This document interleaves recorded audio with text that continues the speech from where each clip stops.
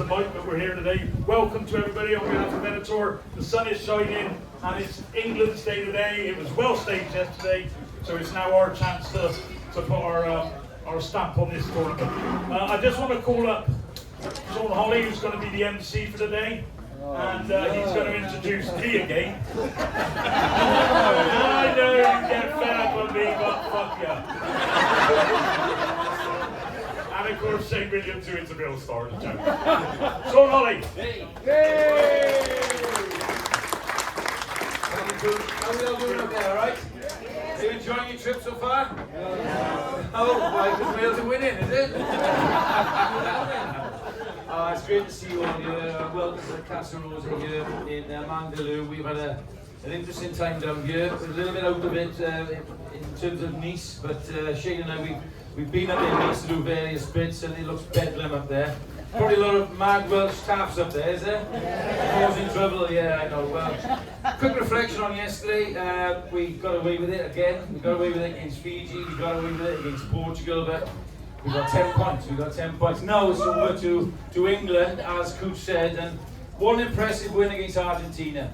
Okay, what people said about Argentina, you lose a player early on. When you're the coach, you have a contingency plan, but you never expect for such a long part of the game to go through playing a tough side like Argentina and doing what England did. George Ford was magnificent, wasn't he? Yeah. Doing the right again to play today.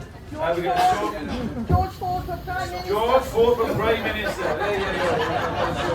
Of course, over the car, I think Billy's going to pull us back on the bench today, but we're going to talk to Cooch and Shane about that now in a little bit. Japan, well, not as good as they were 4 years ago, but always a dangerous side. Always a dangerous side. So, England won't be taking them lightly today, that's for sure. But they're going to need your support, as always. If you haven't been to the stadium in Nice before, it's a fabulous stadium. The sun is out. We're going to have a great bus. If you're on my bus, No! as these guys will tell you, plenty of entertainment. Yesterday we had Tom Jones, we had Male Boys and Wires. We had a bit of swing low sweet Charlie on the way back as well. We're not allowed to sing those sort of songs, but we are on the bus. But without further ado, we're very lucky here today. We've got a guy who played a lot of games for Wales. In my opinion, Wales' greatest ever player. He's certainly Wales' greatest ever try scorer. I think George North can catch him at the moment, and had a couple of seasons in Japan. He was big in Japan.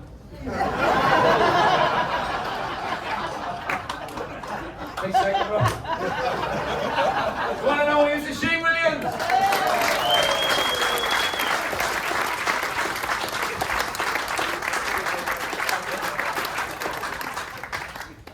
And of course, the one and only former England, British and Irish Lion prop, Venatour's own, Mr. Gareth Chilcott.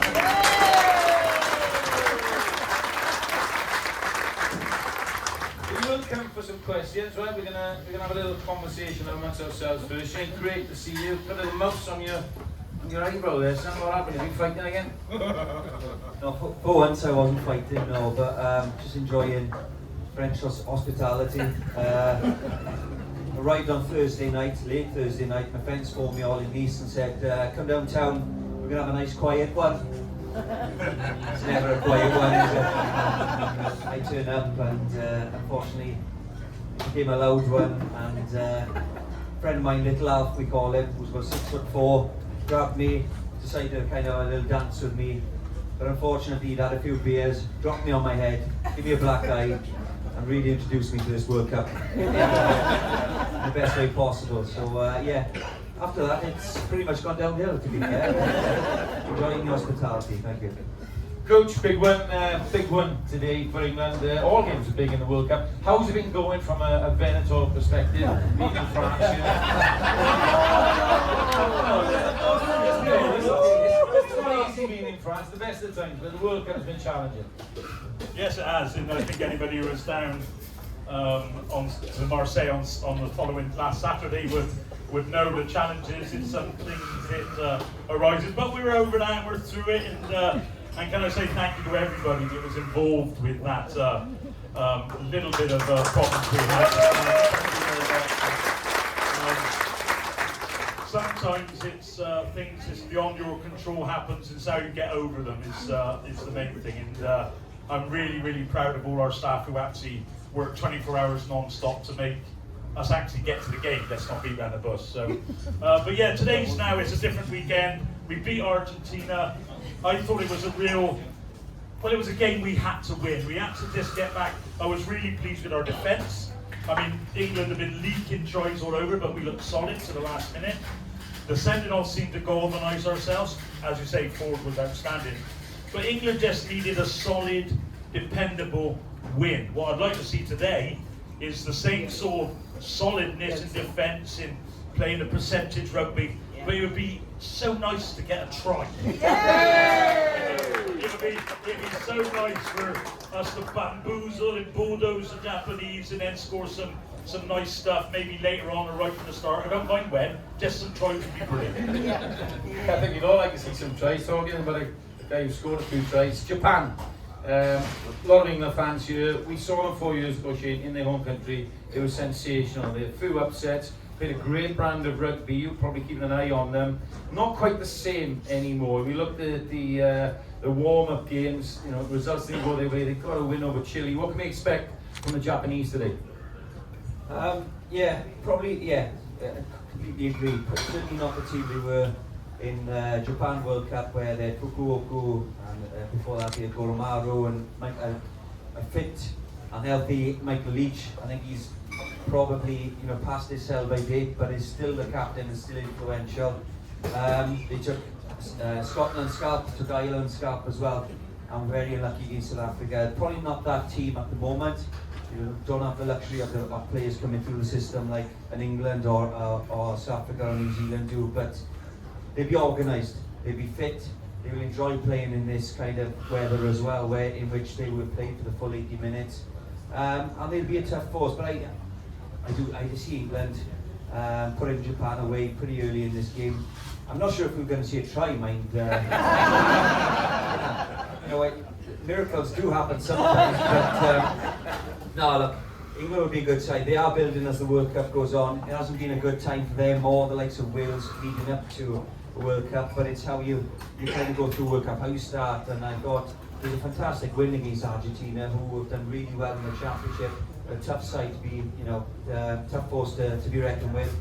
And they've started it well, and that's what you've got to do in the World Cup. So I think it'll be a good game. Japan will keep playing to the end, but I think England is just going to be far too strong for it. Let's face it, Cooch, in your rugby career, you're not a try scoring expert. Let's not beat around the bush. How many tries did you score for your country? Oh, I can't remember all of them, but about 58, I think. And how many for your clubs? Oh, lost count. Thousands. Well, let me tell you something. I scored 7. Can I say, it was all for Bath in my 385 first team games. 7 tries, and if you added up the total meterage, it's about 7 to 8 meters. Thank you very much. Try scoring. So work that out percentage. 7 games. All jokes aside, Cooch, where are England's tries coming from today? They are a bit vulnerable, Japan. Obviously, Johnny May has come from outside the squad to make it now back in. We've got Alex Mitchell at 9, who I think is one of England's best 9s. Wasn't in the original squad. I think he's dangerous. Where are England's tries coming from today? Well, I think you mentioned Mitchell. I mean, Mitchell gave George Ford all the space he needed last week. So for the first time in a lot of games, we've actually had a scrum half that have just passed, and just got the ball into the hands of fly halves, which is so important in tight defences now. But I like this England side. I like the fact that Marler's playing. He's the best loose end in club rugby in England, and he will give us that base. And then you can have somebody like Ellis Genge, who is one of the best, if not the best, loose end prop runners with the ball. You imagine Ellis coming on against a tiring Japan side with 30 minutes to go. Then you'll see him rampaging around the ground. And he's an impact player for me, Ellis. He gets worked too hard early on in the game, so he haven't got the legs later. But yeah, I think England will. For me, I'd like to see them for 15 minutes just knock all adrenaline out of the Japanese by just keeping hold of the ball, not giving them the ball, just driving them, and then you'll find the space opening up, and you'll do a bit like what South Africa have just done to Romania, maybe not score that many points, but there will be tries in today's game, and I'm sure there will be tries for England, as long as we start properly. If we start a bit loose, a bit nervous, and Japan just intercepts or kicks a couple of penalties, then obviously you've got all the nerves coming back. But this England side, I think, will be too big and strong. And just on another note, I'm a big critic of Atoji in the last 2 years, because he has been off for 2 years. And if it wasn't his name, he'd have been dropped by any other country in the world. But last Saturday, he had a solid game. You've seen the old Atoji, and if he's firing on that, it just makes the pack really, really solid. So I'm hoping for another big game from him. Yeah, looking forward to seeing Ellis come off the bench. Fond memories of coaching Ellis at Bristol, obviously. I remember the 2 a.m. phone call I had in Belfast. Please come and get me from the police station. Fond memories. He played for my junior club as well, so. But Shane, it'd be interesting for everyone here to get sort of an outside of England perspective on the England team. Right, haven't had a great summer series. Borthwick's come in. But put that to bed really, all forgotten with that win over Argentina.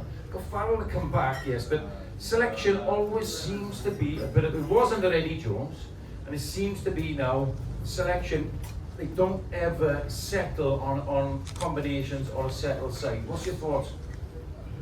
Yeah, I think that the problem is that there's so many quality players in England that you're always going to mix and match, and you're always going to try and get the combinations right, you're always trying to get these players in. England team always wanting to play Tulagi for a reason, because he is class in that centre, he's aggressive, he's also very experienced and a good player, so it's hard to fit in quality players around that. And that's why Farrell's kind of bounces from 10 to 12 sometimes. Marcus Smith is now looking, because they need to steady that ship. Borthwick's under a bit of pressure because Six Nations didn't go particularly well. Fiji giving them an outing in Twickenham. So they're in a very difficult position. But when you look at the quality that England can choose from, not only the squad that they have in the World Cup, players that haven't been selected, it's a headache in itself. And that's always a problem. Borthwick's coming in, he has been clutching at straws a little bit because he's looking for that victory. And when you are losing, it's that snowball effect where, right, you're playing some good rugby, but you still can't get that win. So all of a sudden, the Argentina, you don't realise how big that Argentina performance and result was. The result probably was bigger than the performance, because all of a sudden, it takes a bit of pressure off him. You can look at the first team players that he wants to select. Also, Ford comes in the reckoning, where perhaps wasn't even mentioned months prior to the World Cup. But it's kind of taken the monkey off the back a little bit. So all of a sudden, they've got a game against Japan in which they should win. They should be comfortable. And that would put them in good stead. And I think as soon as England get that stability and get a couple of selections right and get a couple of combinations right, they are going to be a force to be reckoned with. But how many changes has he made? How many players have been not selected, then brought back in? How many experienced players does he have to bring back to save the ship when it looked like it was sinking at times? But sometimes that's a hindrance to a team. But I do honestly look at this England squad and think, I would love, as a Welshman, to have those guys available to us in Wales. And I think there is, the performance yesterday from Wales, in which it was a second string team. There was youngsters coming in to see if they're going to be selected in the next game. Just goes to show the difference in strength and depth. So I think England are in a good place. I think Borthwick will get it right eventually. It's just, you're stuck between a rock and a hard place. But today's, again, it's another big game in which they need to progress, build, and get ready for the next game, because it's going to get tougher and tougher as the World Cup goes on. And Borthwick's a boring bastard, yes. That's what he was trying to say. Coach, we never like to look too far forward, but it is looking good. All right, the bookies predict, I think they're giving Japan 20-point start there. That will tell you something about the outcome of the game. Wales have got 2 wins out of 2. Massive game today, Fiji, Australia. That's a big one. As Welshmen, we are supporting Australia unbelievably, Eddie, just because I know, but purely to knock Fiji out. They're so dangerous, and that would give us, all we would really have to do is win one of either Australia or Georgia then. And we'd expect this to be Georgia fully loaded. Looking ahead, that could mean, the way England are going, a Wales-England possible quarter-final. Would you like that? I wouldn't like a Fiji quarter-final. Definitely not. Australia, with the history of Eddie Jones, might be a bit awkward. I'd love to play the fucking Wales in the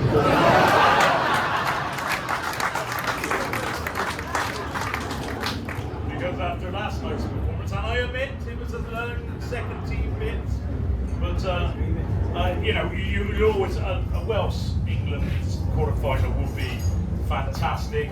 Wales would be 20% better with their full side and the adrenaline of playing England, and it will be a big test for England.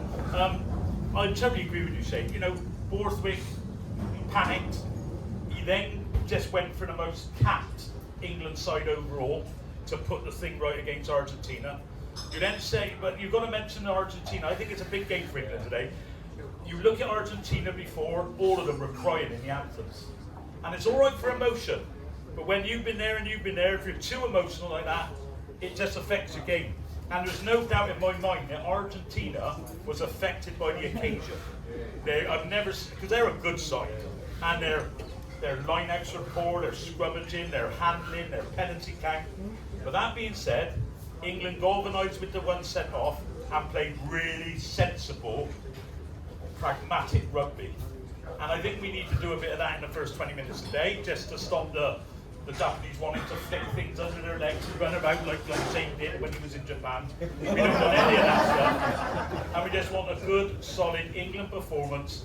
And for me, the win is obviously very important to carry on because we're now looking at quarterfinals, both Wales and England. But for me, it's about a performance today. A win, but we need to get a performance in. So we haven't got that nagging doubt in the back of us.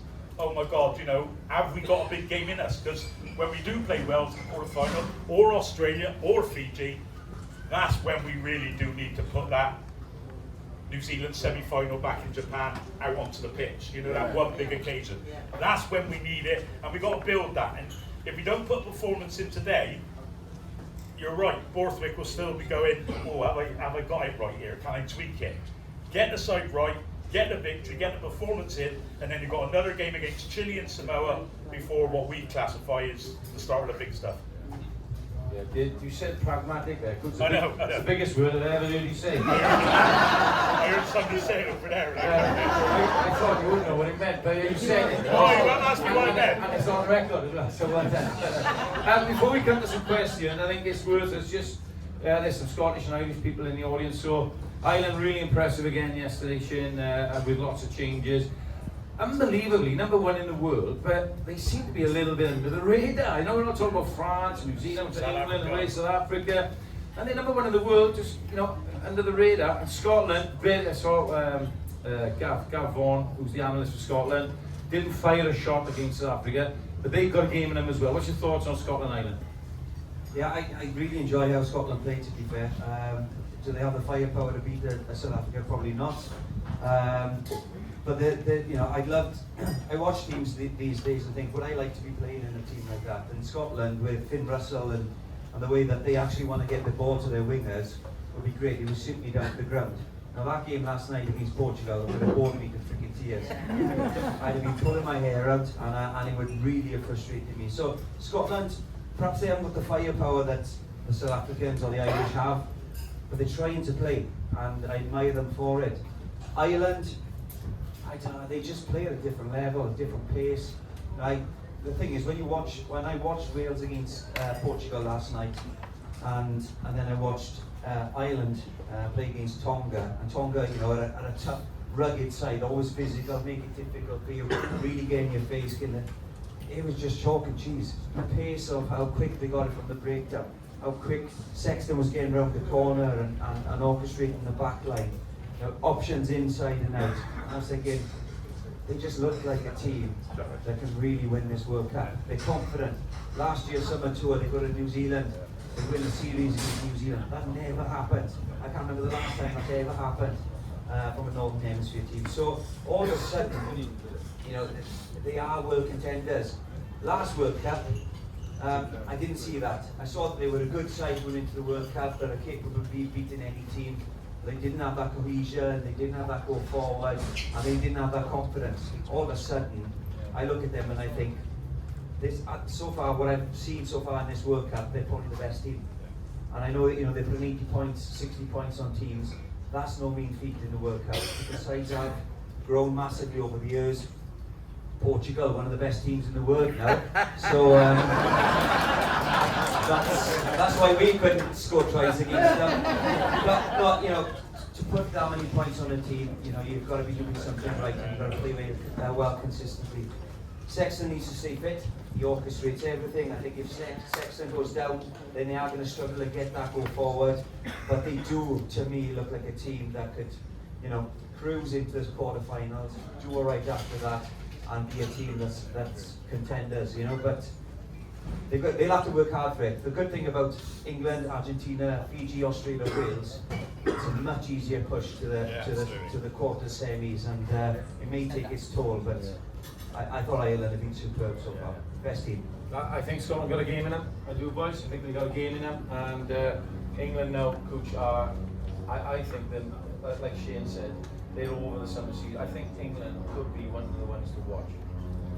Yeah, I think now England will be thinking, depending on obviously if they play the quarter, they've got to be aiming for semi-final, then anything can happen. But I agree with you. But what also impressed me this World Cup is, I know there's sides like Romania who haven't really said it, but so many of the sort of what we call the second tier sides have played really well. You know, Portugal, you know, I thought Wales, you know, and yeah, you fed me that, right? You fed me that, right? But the way I see it is, I mean, I agree with Shane, but South Africa to me, look, the finished thing, the finished article. So then I think, which side in the tournament can beat them? And Ireland can. France can. Maybe somebody else, if they lift their game and get a one-off game. Maybe England can. You know, but really you'd have to say, for me, at the moment, the way the tournament's going, it's South Africa, Ireland, or France. And who's going to beat Ireland? Going to beat South Africa. And it's either going to be Ireland or France, or they will cruise it. Right, we're going to take some questions now. If anybody wants to ask any questions, do any of us panel here? Got any questions, anyone? No, yes, no, but not him. Go on. I'm only teasing you. I do want to ask a good question. I'm only teasing you. Why don't Wales give free salmon the ball more often? Why don't Wales give Lewis Rees Salmon the ball? Yeah, look, exactly. I think, honestly, I alluded to it earlier. If I was playing on the wing and I had the quality and the pace of a player like Lewis Sam, or Rio Dyer for that matter, or Josh Adams, talking about three players that are fast, out and out try scorers, I would absolutely be fuming. I thought the quality of play in the back line was shocking. We totally got outplayed by a Portuguese side who had a go. The full-back, Sousa, who had a great feat in him, who wanted to take on the defence, and unfortunately we just didn't have the quality in the centre to get it to the wingers. Now, when you've got a player of Louis' capability and quality and pace, you know, we've got to use it. We got the ball too early on in the first half, where we were under caution a little bit. He puts a nice little ball through, kicks it, scores a try, and you're thinking as a Welshman, great. Look, that's a good game plan. Let's just get it to this kid, because he's got the pace to get on the outside. When he hasn't got the pace and they've got him covered, he can put foot to ball. He's very good at waiting for the defence to come, put the ball through. He knows he's got the pace. I'll get on the end of it, I'll score a try. That's the only time we saw that happen during the game. It took until about 70 minutes into the game, so second half, for him to make a little line break and a lovely little pass for Gareth Davis to score a disallowed try. Those were the only two periods in the game that we saw a player of his quality get involved. Josh Adams, I don't even know if he had the ball. Rio Dyer was working his socks off, chasing kicks all day long, you know, running back whenever he had the opportunity, and it's criminal. You know, as a coach and as someone who's watching that team, you look at where your strike runners are, where your threats are. Our back three are some of the best players within the tournament, not only within the Welsh side. So he needs to get over the ball. I know he's young, and sometimes it's very difficult to assert your authority on other players to go, Gareth Anscombe, get the ball up the back a little bit more, I want to do this, I want to do that, you know. And he is young for that reason, but we need to get the ball in these players' hands because they are quality. And he's scoring tries for fun. He only gets, for example, when I played for Wales, or when I played for the Ospreys, my mindset was I need to be touching that ball double figures. If I touch the ball 10 times, I have quite a good game. If I touch it 15 times plus, I've done alright. Maybe I've scored a try in that game. If you touch it 20 times as a winger, you've got a stormer. Now I don't care if you've knocked it on 3 times. You've carried that ball on 17 times, you've done something good, I can assure you. At the moment, I was back for you touching the ball 4 or 5 times a game. It's absolute bullshit. I would be pulling my hair up and I'd be screaming at someone to get me the ball. But get me on the ball early. Don't offload to me when I'm by the touchline, I've got no room. Get me involved in the game. Let me run off 10. Let me run off 12. Let me get inside 9. And maybe because of the age of these players, well, they find it very difficult to do that. But that is something they should be encouraged to play off the cuff as well, and not be worried about making mistakes. And if they do that, and give them the ball, players like Zamet, they're going to become better players overnight. Good answer, that one. Yeah, I can't even answer. We're going to ask me. I'll tell you a quick story, a true story. He'll tell you. People always ask me, what's it like to coach Shane Williams? You know, 9 years. I tell you, I never coached Shane. How much did he pay? Never coached Shane. He backed me up here. I'll tell you why. Because Shane did Shane's thing. And we just let him go and do his stuff. As long as he did his basic stuff, covered the kicks, be on point on defence, come up when he needed to come up, drop back. The rest of the time, go and do what he likes. And you coach the other players around him to support him and be on the end or when he's attacking. So, you know, that's what I think they need to do with Lewis Reed Samet. All right, we got a question here. This could be trouble. Why would Shane fall 10 when he still did the whole of the season? So the question is, why would you change Ford, Cooch?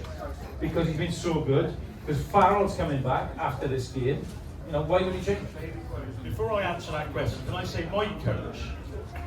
Right, Jack, Ralph, Sean maybe wasn't Ian good. McGeegan. No, I'll answer the question in a minute. You shut your gob a minute.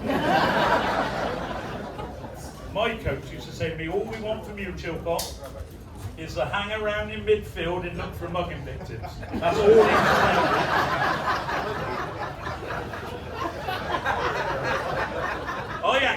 I actually think that Borthwick have got a bit of a problem. He obviously loves Farrell for various reasons, his place kicking, whatever. But Ford was so fantastically good on that one game. How do you drop him? Yeah. You know, how do you drop him when he did everything right? Okay, there's an argument, you know, we didn't score, whatever, but he did exactly what the game plan deserved, a win for us, and he was sublime. That's another word. They're just rolling off my tongue tonight. Did you read the dictionary? Oh, don't you worry about that. What's sublime? Eh? Sublime. What's that? Oh, when did I? Oh, well, it's the West Country thing. The Bristol. But, you know, I think he'd be trying to get Farrell back in the side. He's on the bench, isn't he, today? No, he's not. Not on the bench today. Oh, of course he is. Another one game. If anything, I think he might come back in centre. But really, I'd keep Ford going until he has a bad one. Why would you drop? Just because it's Farrell, why would you drop? Because at the end of the day, and as a coach, Sean, you know as well as I do, if you don't pick on form, it undermines your performance every time. And I think England over the last, probably, well, since Borthwick came, they've been picking players who are out of form. You know, Manu, we talked about Manu in the centre, hadn't had a real good game. Choji had a great one last week, but he's had a couple of bad games. Yeah. Billy Volapola haven't really played well, I know he's been banned. You know, so you've had these players that are big names, big caps, but they haven't played well. And somehow we need to either get them to have form or not pick them. That's my view. So I would leave Farrell out. So, we're going to go with the hat trick now. One more big word from you. Yeah, one more. Wait, can you give me one? Gentlemen, yeah. What can I say? Give us a This word. is quite personal. It goes back to Japan, and I bet Shane's here every time I saw him, to moan about Daly. And if you're talking about who shouldn't be in an England shirt, to me, it's always been Daly, because I don't understand how he can possibly make the England first choice team. Well, another person is out for, you know. Controversial. Shane Elliott Daly can play 13, obviously picked on the wing today. British Irish Lion, your thoughts? Yeah, well, if I was playing against Daly, I'd be pretty happy that he was playing on the wing. I don't think he has the pace of an out-and-out Johnny May or whomever it may be on the wing there, certainly. I do think he's a quality player in the sense that he's a utility player, and sometimes that could be the reason you're in the squad is because you're playing a number of positions but you don't quite find your position. Probably another reason he's within this England squad. A good player that can play in any position sometimes. Keep their places for that reason only. But on the wing, I'd be more worried playing against Cockensinger or Johnny May or someone that's got a little bit of pace and knows how to finish. So yeah, I'm no expert on Daly, but not a player I would cert as one of the classics or one of the quality players that I'd be worried about, to be honest with you. You got a friend there. Ladies and gents, we're starting to get a real suntan here, we're cooking, but I hope you enjoyed that. And more importantly, I hope you really enjoyed today, alright? We'll have a bit of a walk. Cooch is going to talk, but a little bit of a walk to the stadium, but it's a great stadium. Enjoy the game, enjoy the performance. Cheer England on, or Japan, if you're that way inclined, alright? But enjoy the experience. Shane, myself and Cooch will be going to the game with you, so if you want to come up, have a beer, have a chat, we're more than happy to do that. But in the meantime, please thank Mr. Gareth Chilcott and Shane Williams.